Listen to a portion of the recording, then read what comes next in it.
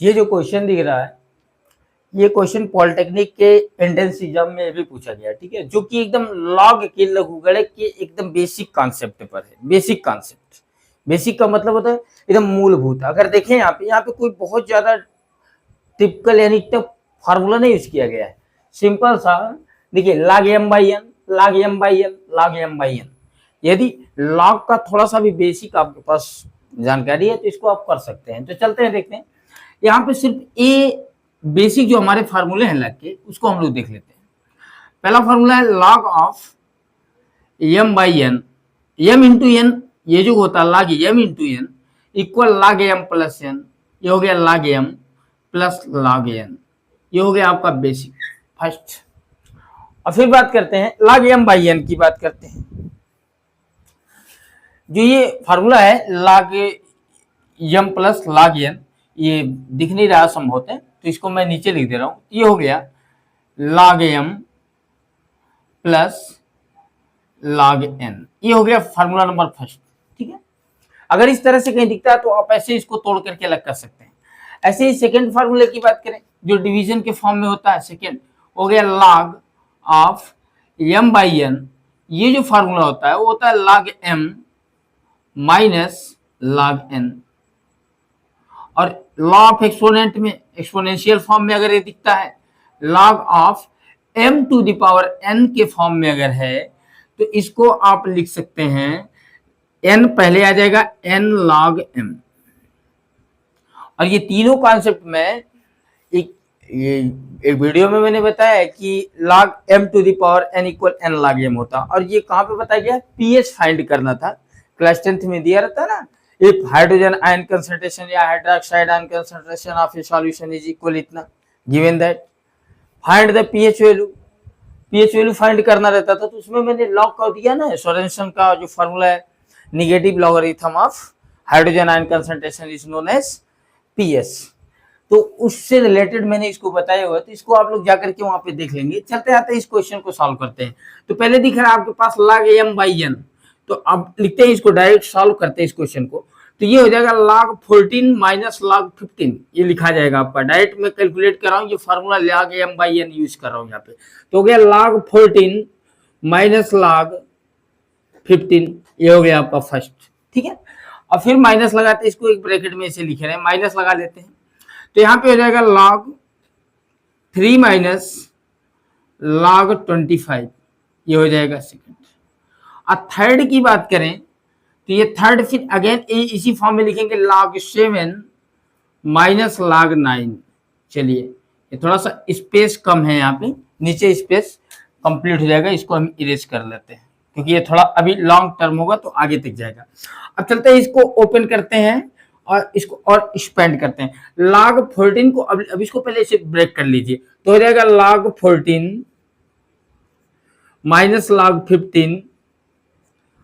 अब माइनस का मल्टीप्लाई करेंगे माइनस log 3, और ये प्लस log 25 हो जाएगा आपका, प्लस log 25। ये माइनस का फिर मल्टीप्लाई करेंगे माइनस log 7, और यहाँ पे माइनस का मल्टीप्लाई हो जाएगा प्लस log n। 9 हो गया आपका log 9। अब इसको देखते हैं और भी तोड़ने लायक है तो तोड़ लेते हैं। तो ये 14 को लिख सकते हैं log 2 इंटू 7। तो जैसे ही आप इसको तोड़ेंगे तो ये जाएगा log ऑफ 2 इंटू 7, और माइनस से देखिए 15 को लिख सकते हैं माइनस log ऑफ 3 इंटू 5।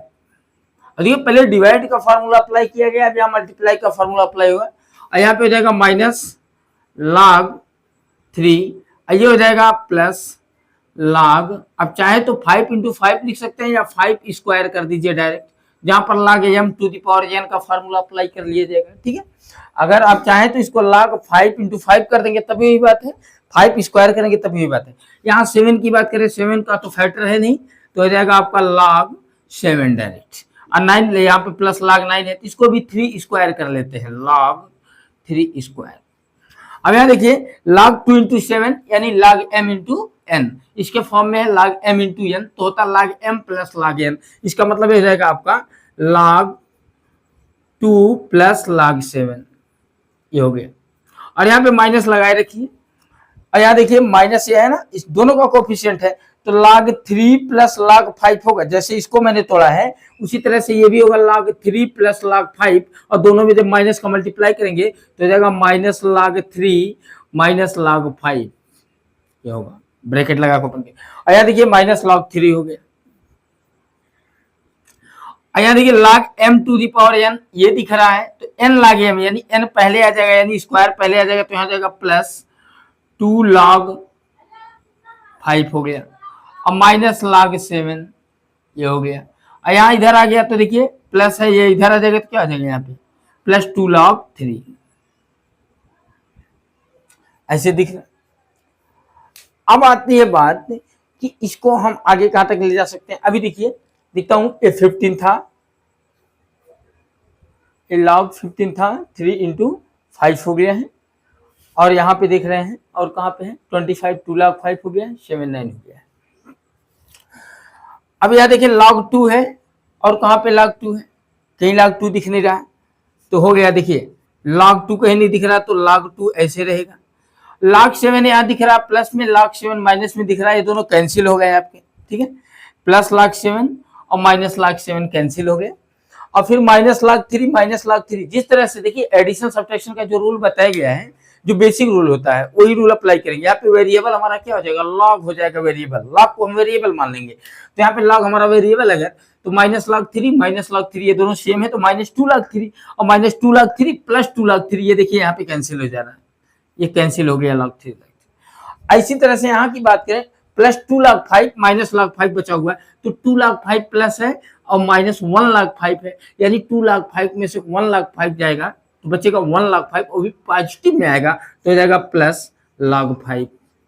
अब फिर थोड़ा सा देखिए यहाँ से अपोजिट डायरेक्शन में फिर चलना हमको, फिर जहां पे तोड़ करके हमने अलग किया था फिर इनको इकट्ठे कर देंगे। ये log 2, यहाँ log 2 प्लस log 5 है, तो log 2 प्लस log 5 का मतलब log 2 इंटू 5, उल्टा। फिर यहाँ से देखिए अभी ऐसे था तो ऐसे किया गया, अब ऐसे मिल गया है, अब इसको ऐसे करेंगे, तो log 2 प्लस log 5 है, तो इसको लिख सकते हैं log of 2 into 5, log 2 into 5, और log 2 इंटू 5 का मतलब हुआ log 10, और log 10 हो गया, और log 10 का वैल्यू कितना हो जाएगा 1, क्योंकि लॉगरिथम किस बेस पे पढ़ा जाता है 10 के बेस पे, और 10 के बेस पर अगर कोई पूछे 10 का वैल्यू क्या होगा, तो इस पे पावर अगर पावर चढ़ाएंगे तो 1 का ही तो पावर होगा, 1 का पावर, तो ये 10 के बेस पर, बेस हमारा 10 अगर हो और 10 को लिखना हो तो कितने का एक्सपोनेंट लगाएंगे 1 का, तो log 10 का वैल्यू हमारा हो गया 1, ये करेक्ट आंसर हो गया आपका, ठीक है। तो log 10 का वैल्यू कितना हो गया 1, इसलिए ऑप्शन नंबर 4 आपका क्या हो गया, करेक्ट हो गया। तो ये आपका आंसर रहा, ठीक है। तो इस तरह के क्वेश्चन को आप लॉग के ये बेसिक कॉन्सेप्ट पे क्या कर सकते हैं, लगा सकते हैं। ये तीनों फॉर्मूले बहुत इंपॉर्टेंट है, इसलिए इसको आप लोग याद रखेंगे, ठीक है। और भी अगर बात इसमें से कुछ ऐसा होगा, इससे रिलेटेड कोई क्वेश्चन आएगा तो आप कमेंट बॉक्स में कमेंट कर सकते हैं। Thank you.